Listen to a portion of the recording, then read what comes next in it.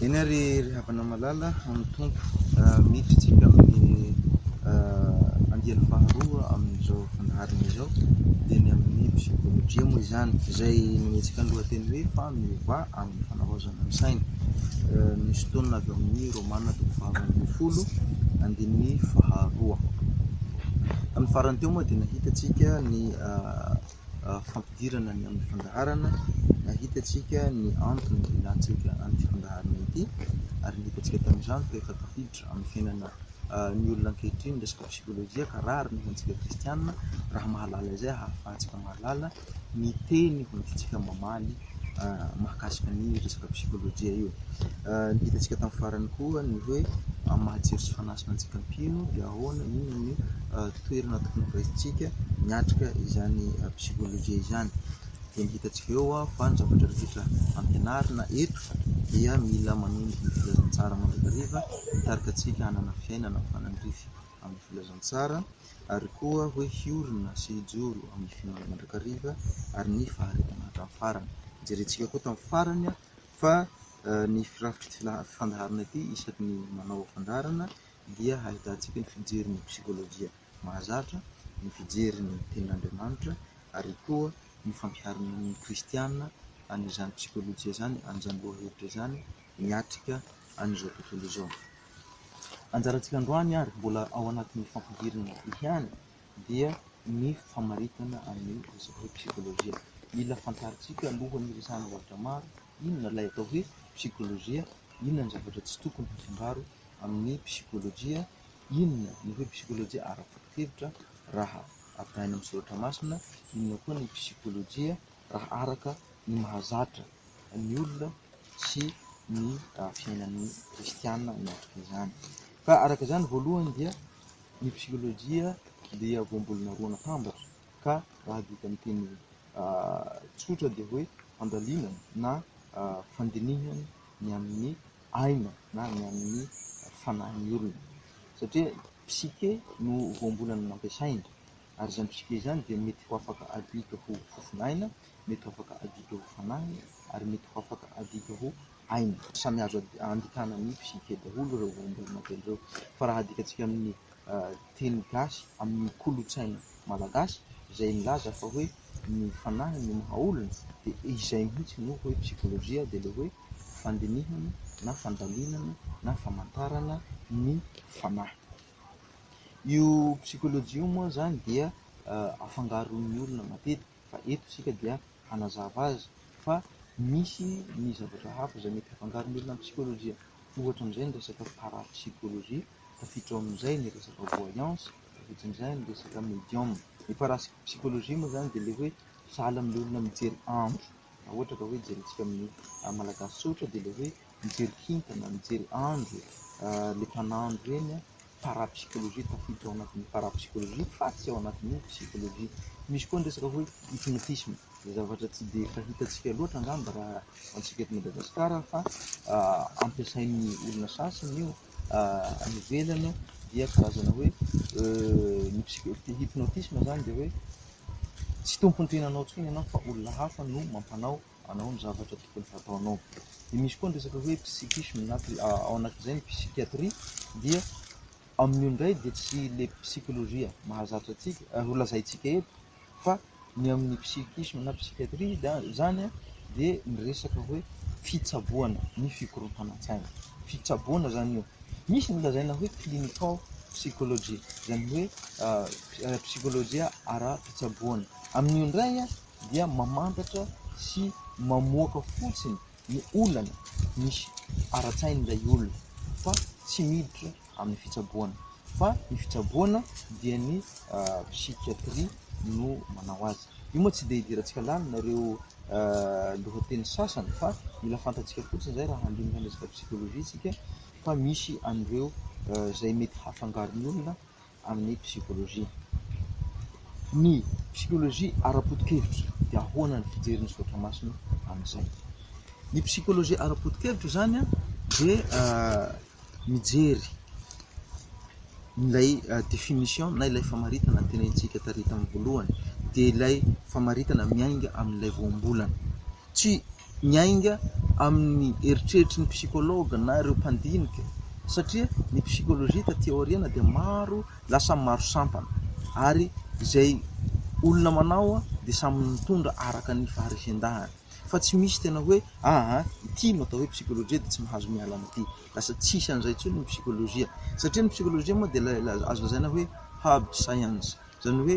karazana hoe misy karazana science maro zany mivondrona tafiditra ao anatin'io tafiditra ao anatin'izany ny science naturelle tafiditra ao anatin'izany ny resaka na ny philosophie tafiditra ao anatin'izany psychologie ao aby zany fa le olona amizay zany samy misintona arakaraka ny faharesendahany misy ny olona zay tsy mino an'Andriamanitra dia hoentiny hanoherana ny fiain'Andriamanitra hoentiny hanoherana ny planin'Andriamanitra sy ny programan'Andriamanitra ny psychologie misy koa ny olona hoe kristianina dia lasa mampiasa koa izy ny hoe psychologie kristianina misy koa ny olona lasa samy misintona amin'izay eritreretany tondrana azy zany ny olona fa raha ny psychologie ara-potokevitra dia ilay hoe fandinihana ny fanahy zay dia midika zay fa tsy maintsy manana fanahy aloha ny zavatra ho dinihinao dia eo ny olana ho an'izay tsy mino ny fisian'ny fanahy eo ny olana ho an'izay tsy mino an'Andriamanitra olana goavana eo ho an'izay tsy mino fa hafa isika zany hoe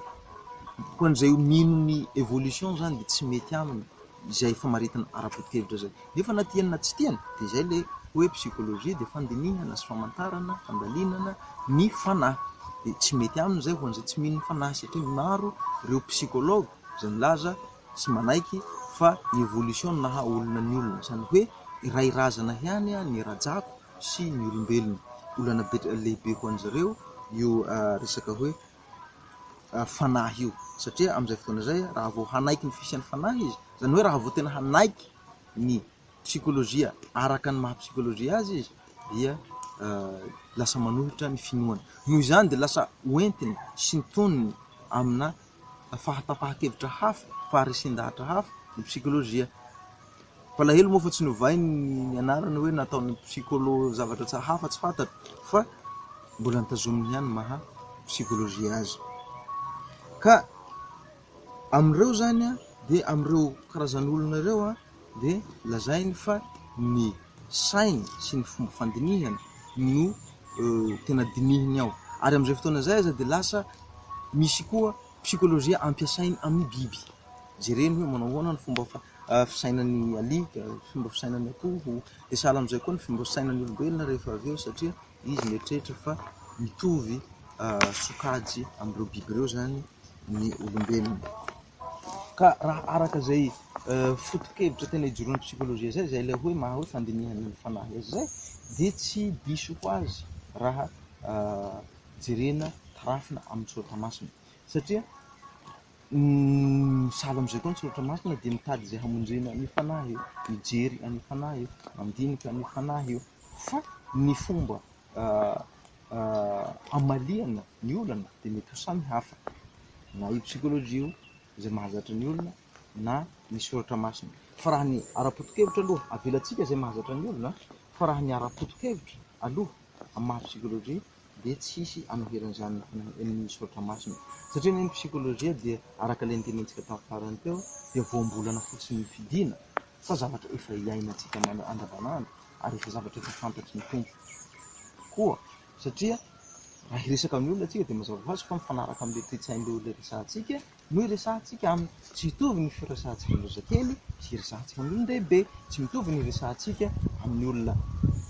tezidava sy amin'ny olona tsotra fa miovaova arakaraka an'ilay toetran'ilay olona izay efa fantafataritsika ny zavatra ataontsika zany hoe zavatra efa nataontsika ihany ny resaka psychologie na dia mbola tsy nanana an'izay anarana zay ary tsika hoe psychologie dia efa nataon'ny olombelona ihany dia sahala amin'izay koa na Jesosy nandresaka tamin'ny mpianany izy nandresaka tamin'ny olona ampianariny izy dia tsy maintsy arakaraka ny mifanandrify aminy raha nresaka tamin'ilay vehivavy samaritana zao izy dia resaka mifanandrify aminy dia ny olana manahirana ny vehivavy io any ny resahany voalohany indrindra ny amin'ny fanambadian'ny vehivavy io any ny zavatra andresahany voalohany indrindra ny amin'ny rano ny amin'ny resaka hoe mahadio sy mahasamaritana any satria fantany fa miraika any ny faharesendahatra ny vehivavy io mora ny hiresahana aminy zany hoe zavatra efa misy sy ainatsika foana ny psikolojia. Ha raha hiresaka zany tsika manomboka eto ny hoe psikolojia dia tsy io ara-potokevitra io ny horesantsika, fa ny fahafantaran'ny olona azy, ny fahafantaran'ny olona azy, satria io no misy olana ny hoe inona ny fandraisan'ny olona ny atao hoe psikolojia, eo no mipetraka ny olona. Ka io zany no tena hoe raha vao miresaka psikolojia zany tsika manomboka eto dia tsy izay ara-potokevitra zay intsony, tsy izay famaritana hoe ny psikolojia dia fandinihana psike, tsy any intsony, fa ny hoe inona no fahalalan'ny olona, inona ny fandraisan'ny olona ny atao hoe psikolojia. Ny psikolojia araka zany dia raha ny fijery olona azy dia mijery ny ao anaty, tsy mijery ny olana ao anaty fa mijery ny nahatonga ny olana ao anaty. Hazavaiko amin'ny soratra masina dia mijery ilay olana ao anaty, ohatra hoe nateraka tamin'ny ota isika dia mpanota isika, zay ny olana ao anaty, tsy maintsy vonoina zay vao ateraka indray dia zay vao hoe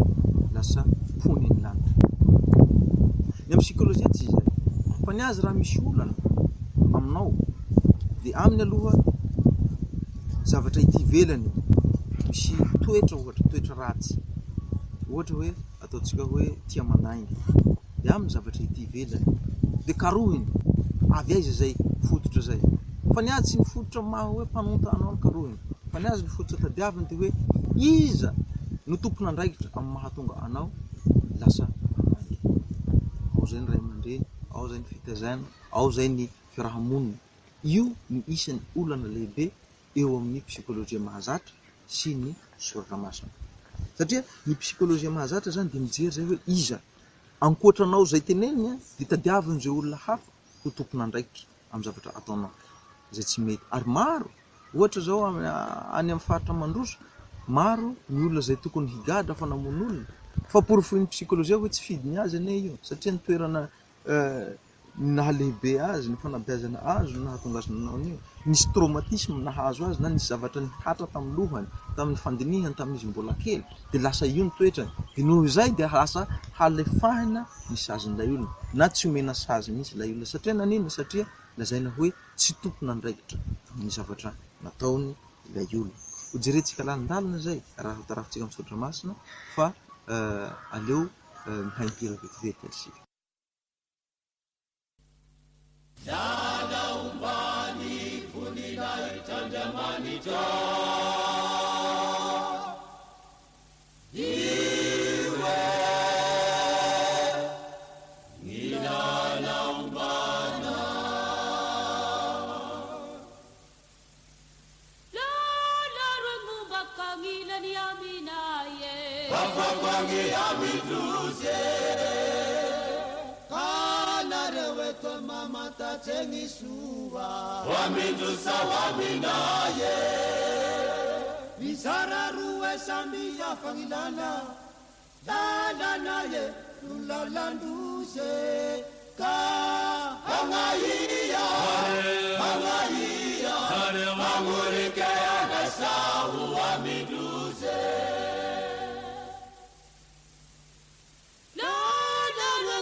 kangila ni aminaye hapa kwangi amituze anarewe to mama tatsengi suwa wamitusa waminaye misara ruwe sambi ya fangilana lala naye lulalanduse ka angaiya wangurike sawu aminduse lalanduzirati matupu mahafati fangilana na mazaba hamdana ngahari ngilata punduzi ya misutsi bararata fangana ya zarara famyaza ngataitara hangaiya wangurike na sawu aminduse la ruzumi sorosoro mamela tsy lamba mety misy fasy fagnanay mazava malamba foty misy pasipasy larozy mikora mangataky amign'olo fa maty fagnanay tsy magnano fa mivata aminganagna hary hangahia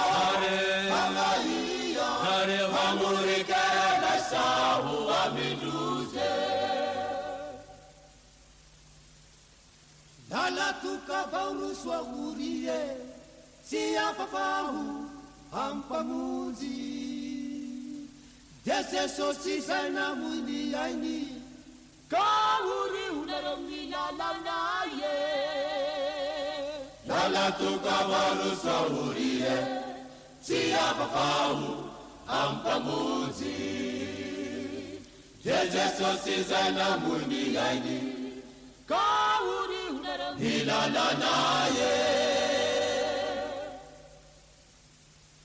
lalaromumba kangilani aminaye wakangwangi amindruze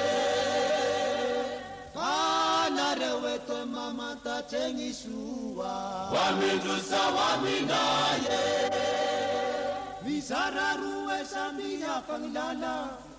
lalanaye nulalanduze hangahia hangahia hamurikela sahu amindruze hangahia hangahia hamurikela sahu amindruze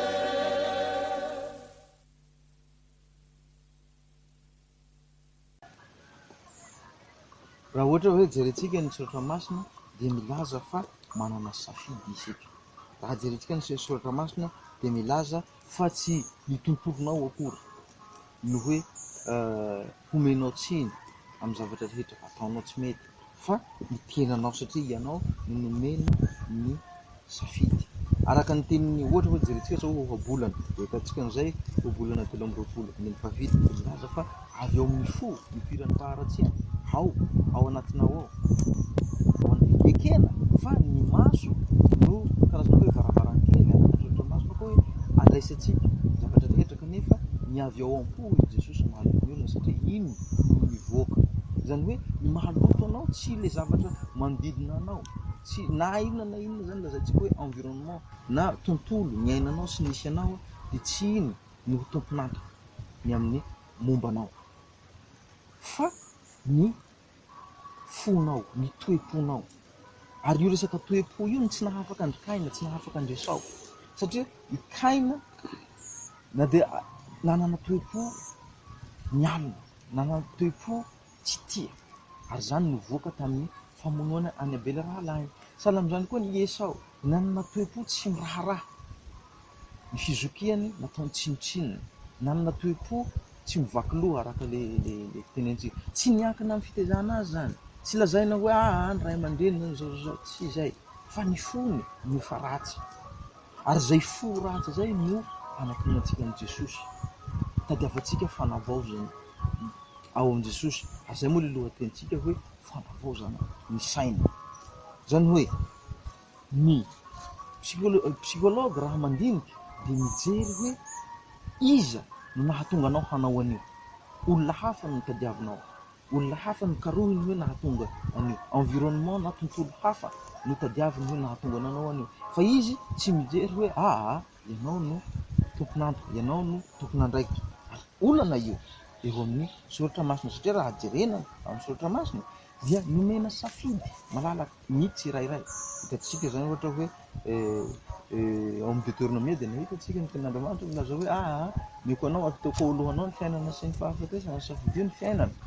ary mbola toron'Andriamanitra ny lalina mahitsy koa tsy raha zahay sy ny zaho sy ny afonako izy soa dia manompo ny Jehovah zahay zany hoe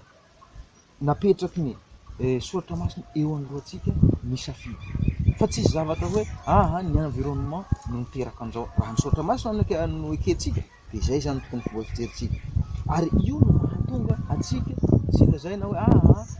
ny Adama neny nanota na ninona zaho zany no karazana hoe hoe lasa miaina ny vokatra zay ota zay ny fijery psikolojia fa misaotra masona kosa de tsy zay ary zay mahatonga atsika isaky ny alahady amin'ny liturgia rehefa misy le fifonana de hoe nateraka na am'le havao zao moa de ahitantsika an'izay tsara lazainy hoe nandova ota hoy izitsika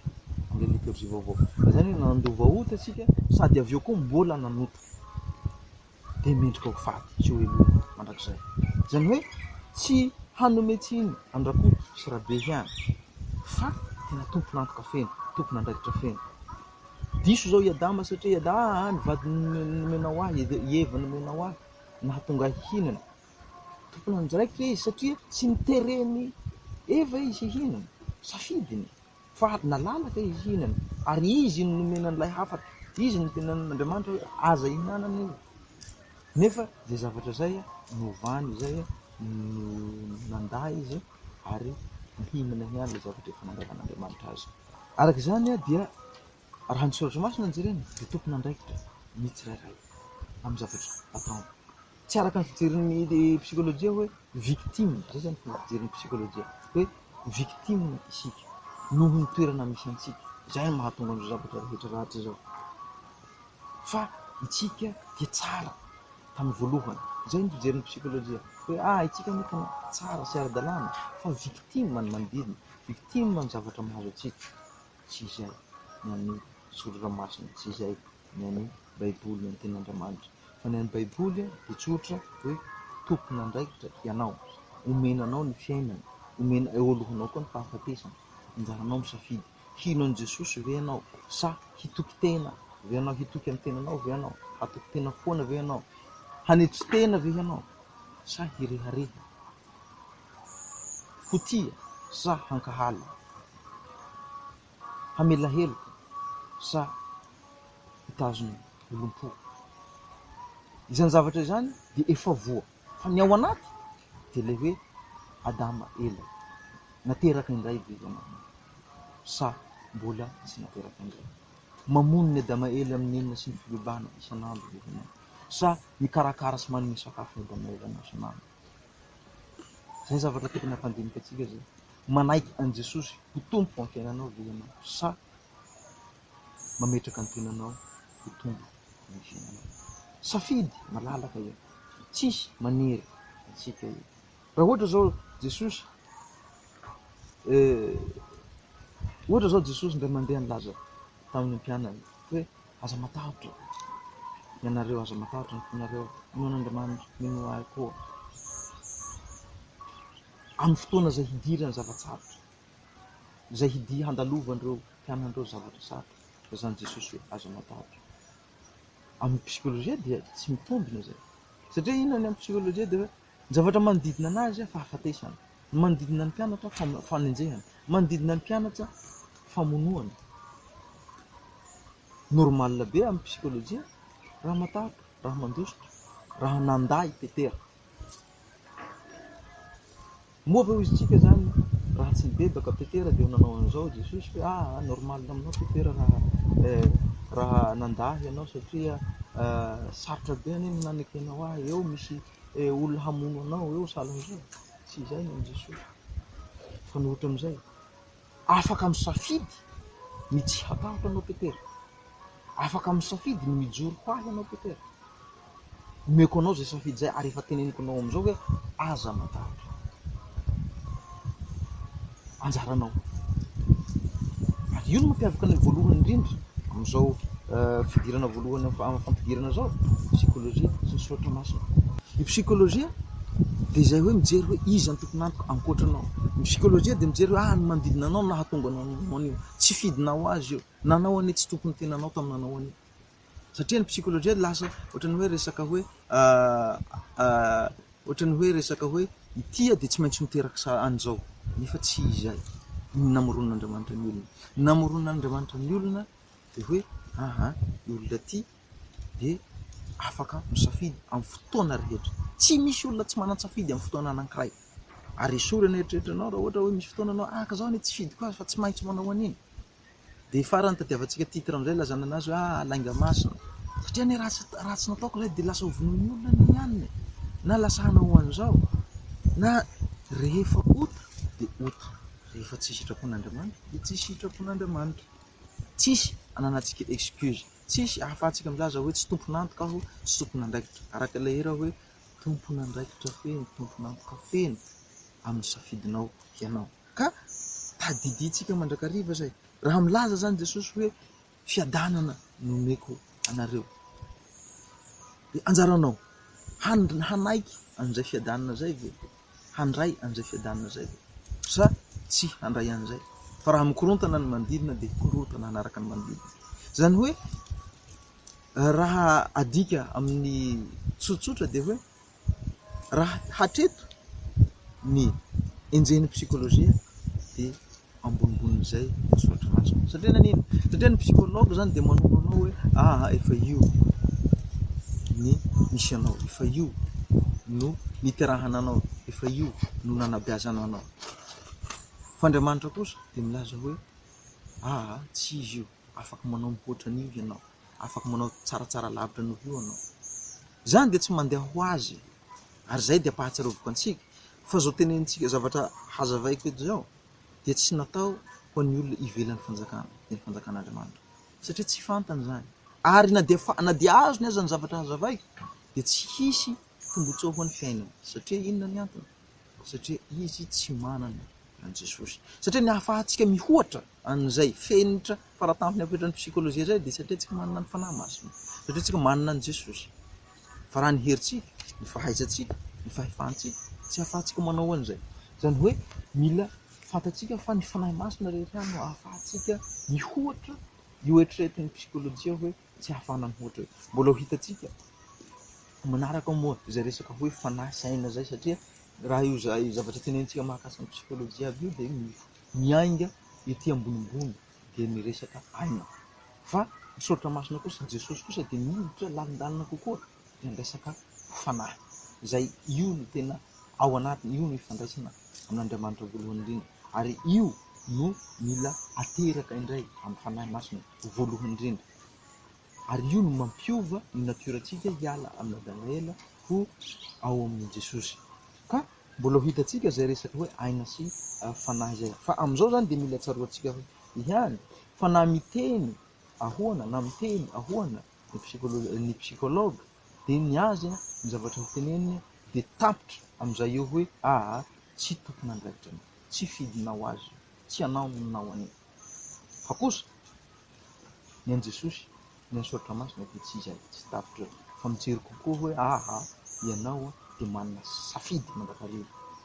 safidinao afaka faly ianao, tsisy hoe tsy maintsy afaka ho faly ianao. Ary zay mahatonga ny ten'Andriamanitra Sahary laza hoe mifalia mandrakariva ao amin'ny tompo. Hoy izaho ndray averiko i Paoly, tsy manasatra anahy manao teny averina hoy izy, mifalia, satria miainga amintsika zay, safiditsika zay. Nefa araka ilay teneniko teo, tsy noho ny fahaizantsika, tsy noho ny fahefantsika. Ary zay no mahatonga hoe zao zavatra zaraiko eto zao dia tsy natao ho an'ny olona zao toy izao, satria na dia manaiky izy na dia vonona izy, raha tsy ananany mihery dia mihery avy amin'ny fanahy masina, hoentina miainga, hoentina manohitra zany rehetra zany, dia tsy afaka manao an'izay izy. Eto am-pamaranana dia ampahatsiahivina antsika fa efa paritaka amin'ny zavatra maro resaka psikolojia ary na amin'ny radio toitony dia maro ny fampianarana eto izay miainga amin'ny resaka psikolojia. Fanontaniana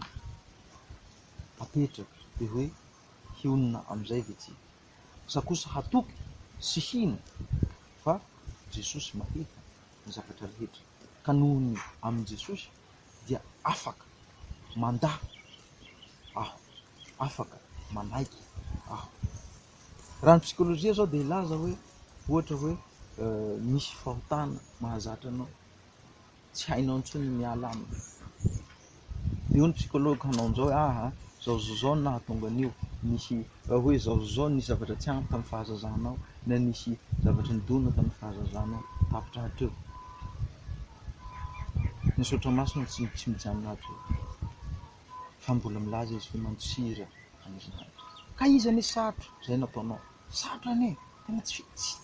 haiko, tsy mety amiko mihitsy. dia hoy izy Jesosy aminao aza milaza hoe afa-tsiny ianao satria sarotra, satria efa izay no tezananao, efa izay no miainanao, tsy afa-tsiny ianao Jesosy fa kosa tsy maintsy anjaranao foana no misafidy, ianao foana no tompon-tsafidy. Rehefa misafidy ianao dia vonona hoy Jesosy hanampy anao, vonona hitarika anao, vonona hanoro hevitra anao. Mbola azony antsoina indray mandeha ny psikolojia tady hevitra hanampy anao amin'ny lafiny hoe ohatra zao hoe ahoana amin'izay ary ny hanaovana an'izay rehefa vonona anao. Tadiaviny hoe raha io fahazaran-dratsy anankiray io, ny fomba handosiranao an'io fahazaran-dratsy anankiray io dia atao sahala amin'izao, zao afaka miditra koa ny psikolojia. Fa ny zavatra mila tsaroantsika zany dia mila mandeha aloha ilay fanekena fa anjaranao ny safidy, ianao ny tompo-tsafidy. Amanaraka dia ho hitantsika izay hoe haina, saina, fanahy, hatraizan'ny idiran'ny psikolojia, tafiditra hatraizan'ny soratra masina, tafiditra hatraizan'ny tenin'Andriamanitra. Fa hatreto zany araka lohateny nijerentsika tery aloha dia nahita fotsiny isika fa io psikolojia ekeny maro io psikolojia izay mahazatra ny olona io, raha hotarahafina amin'io ny fiainana kristianina dia tsy ampy, ary ny psikolojia io dia hitondra fireharehana, fa Jesosy kosa dia mitondra fanetren-tena amintsika. Anjarantsika ary no misafidy na ho amin'izay psikolojia izay tsika, amin'izay fitarihan'ny psikolojia izay, na ho amin'ny fitarihan'ny soratra masina. Araka ilay niteneniko tary amin'ny voalohany ihany dia hitantsika teo zay ny fomba fijery ny psikolojia mahazatra ny amin'ny toe-tsain'ny olona, ny amin'ny hoe ahoana ny fomba fanaovan'ny psikolojia analizy na hoe fandalina ny famantarana ny amin'ny toetran'ny olona. Hitantsika koa hoe ahoana ny fijery ny tenin'Andriamanitra an'izay, dia hitantsika hoe nahoana ny fampiharana an'izay amin'ny fiainantsika. Dia raha ino no teneniko amin'ny fomba fohy farany dia hoe izay fampiharana an'izay zavatra ny anarantsika teo izay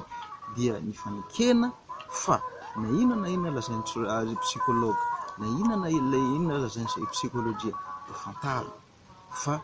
efa tsy olona zao tontolo izao ianao, fa efa olona nomena ny fanahy masina ary mahefa ambonin'izay zavatra izay noho ny fanampian'ny Jesosy Kristy irery ihany. Iray vavaka sika. Sotranao zahay Andriamanitra tompon-tianay satria ianao no efa niteraka anay indray tamin'ny batisa masina, ary ankehitriny dia efa ao amin'ny fanjakanao izahay ka mahatohitra ary maharesy ny fakapanahy. Araka ny teninao fa tsisy fakapanahy hahazo anay raha mihoatra izay zakanay, ary ianao koa hitady lalana hialanay sy handresenay ireny. Jesosy ampio izahay hatoky sy hitoky aminao mandrakariva, ka tsy hanana hiahy, tsy hanana-tahotra, fa hahafantatra fa ianao manana eritreritra tsara aminay ary hahatanteraka izany amin'ny famelam-ponao. Amin'ny anaranao Jesosy Kristy mahavonjy no ivavahana. Amen.